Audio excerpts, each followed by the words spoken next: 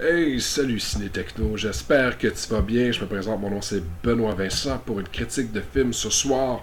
Et avec le décor, mon layout, je présume que tu as compris qu'on allait parler de Spider-Man Into the Spider-Verse dans le Spider-Verse. Disponible depuis le 26 février dernier en format digital, 19 mars de cette semaine pour le format hard copy, distribué par Columbia Pictures, Sony Pictures Animation et Marvel Entertainment. Réalisateurs sont Bob Persichetti, Peter Ramsey, Ronnie Rodham. Plusieurs acteurs prêtent leur voix pour ce merveilleux film, soit Shamek Moore, Jake Johnson, Hallie Sanfield, Marishala Ali, Brian Tyrese Henry, Lily Tomlin, Luna Lauren Valles, Joey Kravitz, John Mulley, The Great Nick Cage, Catherine Hain et Lev Schreiber. Piste sonore est en anglais 5.1 DTS HD MA, français doublé au Québec, et il y a une piste espagnole, sous-titres anglais-français-espagnol, format de l'image est du 1080p, haute définition 2.39 pour 1. Je te lis ce qui suit avant d'embarquer dans le vif du sujet. Miles Morales est un adolescent afro-américain et portoricain vivant à Brooklyn. Il s'efforce au mieux de s'intégrer dans son nouveau collège, mais tout bascule lorsqu'il se fait mordre par une araignée radioactive, et se découvre des super-pouvoirs. En parallèle, le plus redoutable cerveau criminel de la ville, The Kingpin, a mis au point un accélérateur de particules nucléaires capable d'ouvrir un portail sur d'autres univers, découvrant d'autres Spider-Man. Je te parle des suppléments tout de suite. Plusieurs scènes supplémentaires, une trame cinématographique avec des scènes qui sont ajoutées à l'intérieur pour nous révéler un peu plus la vision complète de l'équipe de réalisation.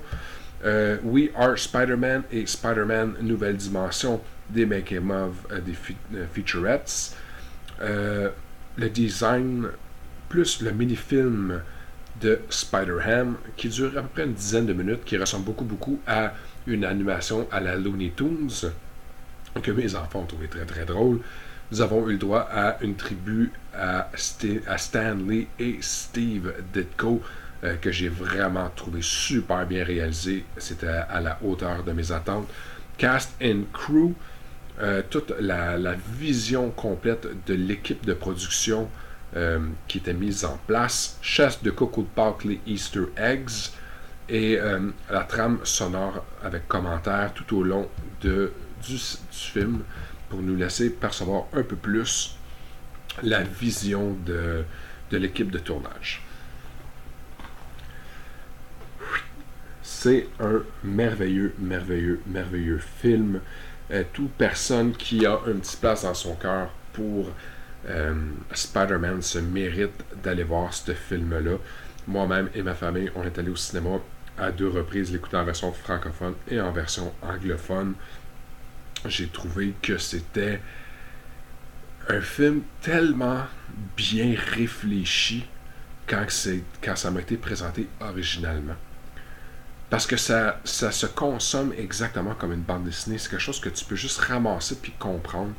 T'as pas besoin de connaître toute l'histoire derrière Spider-Man. T'as pas besoin de savoir toutes les insides pour pouvoir trouver ça drôle. C'est un film qui est bourré d'action et d'humour. Et aussi de moments complètement farfelus à justement le collider nucléaire qui rouvre tout ce côté magique-là puis fantastique est mis en œuvre justement pour nous permettre de rêver. C'est un film qui est sorti en même temps que Avengers Infinity War. Puis je me pose encore la question, est-ce que c'est lequel que je préfère entre les deux? Avengers, parce qu'il y a comme 22 films en arrière de cette œuvre-là. Mais ici, on a quelque chose qui est complètement rafraîchissant, qui a été jamais vu auparavant. Je ne peux pas dire que c'est une histoire qui est cliché. Non, c'est vraiment un concept original. Une animation aussi qui est tout aussi originale et vibrante. Faut se dire une affaire, là. Si c'est un film qui est allé gagner un Oscar comme étant le meilleur film d'animation de l'année, c'est parce qu'à quelque part, il y a quelque chose de magique qui se cache en arrière de ce film-là. J'ai trouvé ça sensationnel. Alors, c'est un film que, honnêtement, moi, je regrette pas de l'avoir acheté. Je l'avais dit un petit peu dans mon unboxing. c'est rare les films que je vais aller le jour même de la sortie pour aller l'acheter.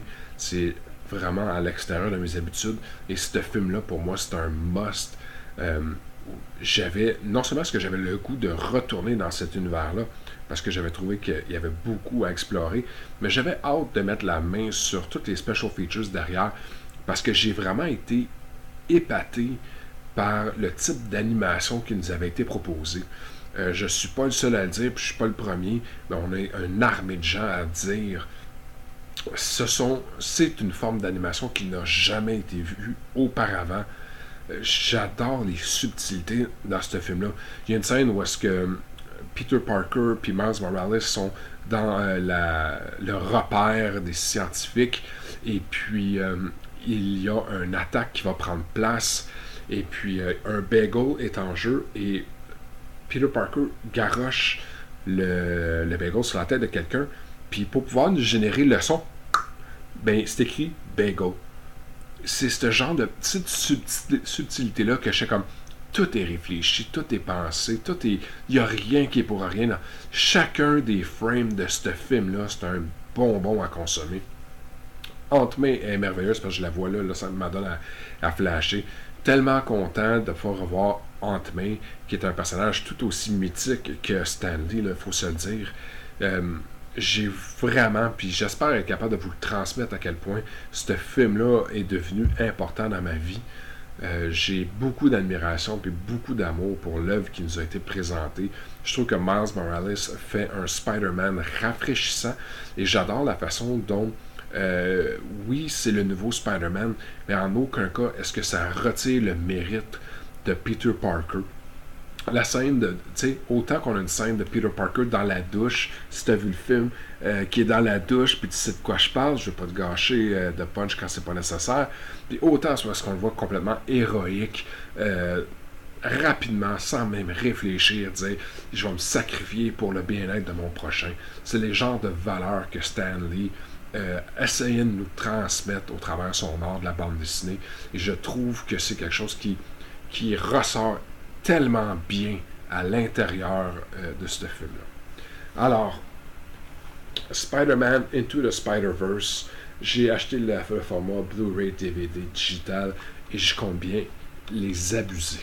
Sur ce, mon nom c'est Benoît Vincent pour une critique de film. Le tout étant signé ciné-techno.com. Je te souhaite un bon visionnement et à très bientôt mon ami. Bye.